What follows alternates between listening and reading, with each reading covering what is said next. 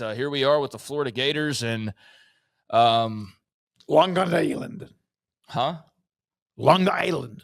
Long Island will be up first. But first, I wanted to make mention that this is not a preview as always, and it's more of just a look at the schedule. And Florida 8-5, coming off of last year, Billy Napier's third year as head coach. We know a lot of heat surrounding him, but a star quarterback really lifted them up and has some excitement brewing potentially in Gainesville for this upcoming season. So fresh off of 8-5, what are they contending with as far as the schedule goes in 2025? And yes, Long Island will be up first for Napier and the Gators. That's already been announced as an SEC ESPN network game there in week number 1 on August the 30th, evening game there, 6 o'clock kickoff. Then the following week, it'll be a little in-state action as they play host to South Florida. USF already announced for a 3:15 kick also on the SEC network. Then Saturday, September the 13th, it's time to get into some conference play as they will open things up in Baton Rouge, a night game on ABC against LSU on Saturday, September the 13th. The following week, another road trip, and it's to Miami to take on the rival Hurricanes. No time or network, but you can best believe that'll have a nice little spot on the schedule, I would imagine. And then they get their first break of 2 because everybody has their couple of breaks this year, except for what Iowa State and K-State will have like an extra buffer because they play earlier on. But everybody's got the 2 bye weeks. So that first month, that is not easy sledding for Napier. I mean, LIU, okay. But after that, USF, at LSU, at Miami. Yeah, that's really tough. No, USF's a scary team because if they got the right group of guys together and pulled that first big upset that they've been – you've watched a couple of the big-time non-con games they played. They've got like 2.5, 3 quarters in them, and they just haven't quite gotten over They scared the living hell out of Saban. They did. And Saban was – bench Jalen Milroe to prove a point, which I think was one of those baller moves I've ever seen in my life in that game. But they are going to get one of these with this staff eventually, and doing it like in a place that doesn't acknowledge your right to kind of be in the stadium. Their fans think USF is just another also-ran. I know this because I used to think that as well until USF beat FSU in Tallahassee, and I thought, well, that's the worst day of my life.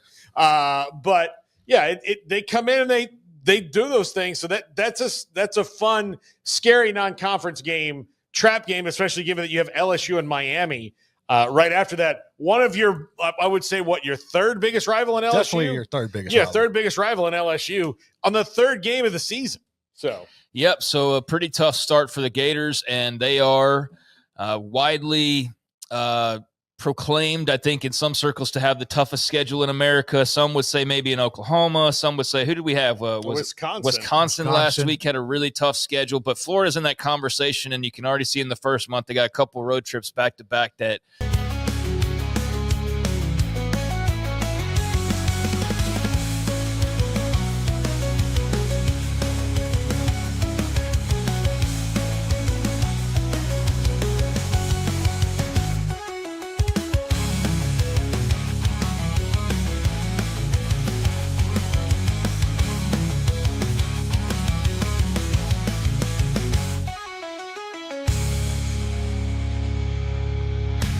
could be very tough. So after going to Baton Rouge and to Coral Gables, they will get a break, and they'll need it, and then they'll turn around, and the schedule lightens up because then they play Texas. Oh, wait, the schedule doesn't lighten up, but at least they'll be back in Gainesville, taking on the Longhorns.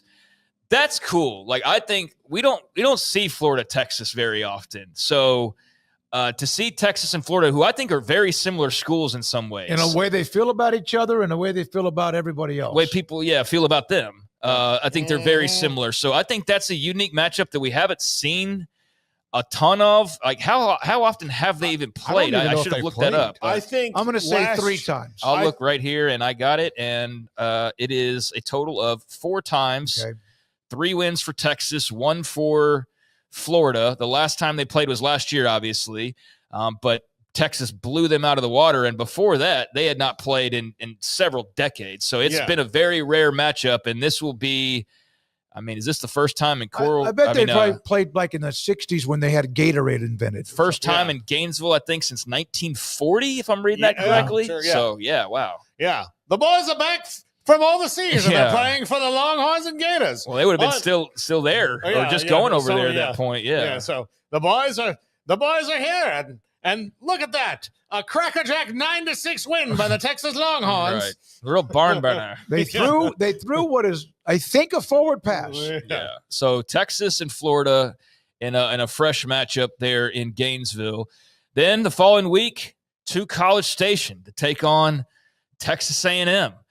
So they get the Texas schools back to back. Then it's to Starkville and Mississippi, it's at home for Mississippi State on October the 18th, and then they get their second and final break. So that middle stretch, you just get the 3 games, but you've got Texas at A&M and Mississippi State at home. And that's LSU, Miami, Texas, and A&M. 4 straight. Yeah. But with a bye week in between. So Billy, at the end of that, I'm going to tell you, Billy Napier is either going to get a 5-year extension or it's going to be last year all over again. Yeah, it'd be another word. He better. I'm not saying that like I'm rooting for one or the other.